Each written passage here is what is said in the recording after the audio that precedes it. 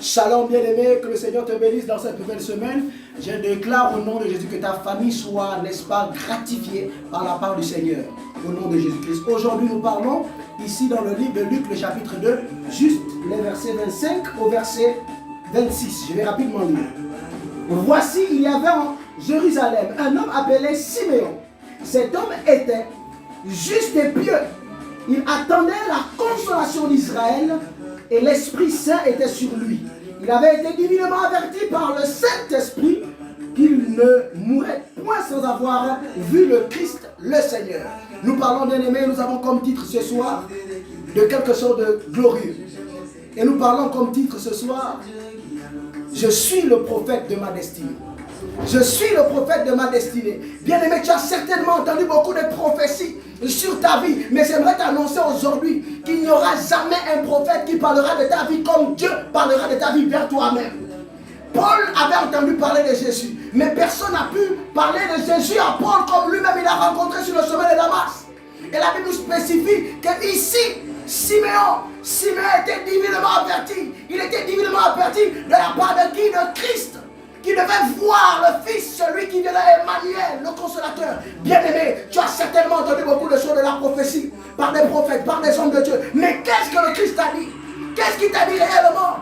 S'il ne t'a pas encore dit, veille, assieds-toi, va, rentre dans la profondeur, afin que dans cette profondeur, il prophétise. Que tu sois le prophète de ta destinée, que tu sois le prophète de ta famille, que tu sois le prophète de ta vie. Rien et personne ne pourra mieux te parler de la personne de Jésus sur ta vie que toi-même. Il t'a rencontré, c'est pourquoi tu parles de lui. Mais s'il ne t'a pas rencontré, c'est qu'il y a un autre prophète sur ta vie. Or, tu dois être le prophète de ta vie. Quel est ton prophète? Qui est ton prophète? J'aimerais te dire ce soir qu'il est celui qui a commencé. Il est celui qui a commencé à parler dans ta vie. Il ne passera pas par une autre personne pour te dire ce qui arrivera dans ta vie que par toi-même. C'est pourquoi tu dois être connecté. Reçois cette bénédiction de là où tu te trouves, afin que tu sois réellement vêtu du vêtement de prophète. Prophète de ta destinée, prophète de ton ministère, prophète de ta famille, prophète des œuvres qui arriveront. Ce n'est pas parce que ça n'arrive pas que cela ne se réalisera pas. Siméon était en train d'attendre. Il était averti divinement. Et parce qu'il était accroché à la prophétie qu'il a reçue personnellement, qu'il était réellement attaché.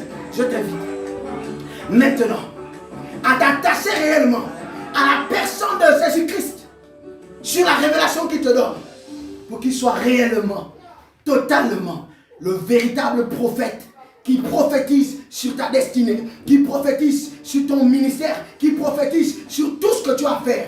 Reçois la bénédiction de Dieu. Je t'envoie maintenant par la puissance du Saint-Esprit la rencontre de Paul sur le chemin de Damas afin que tu reçoives ta prophétie au nom de Jésus-Christ. Amen.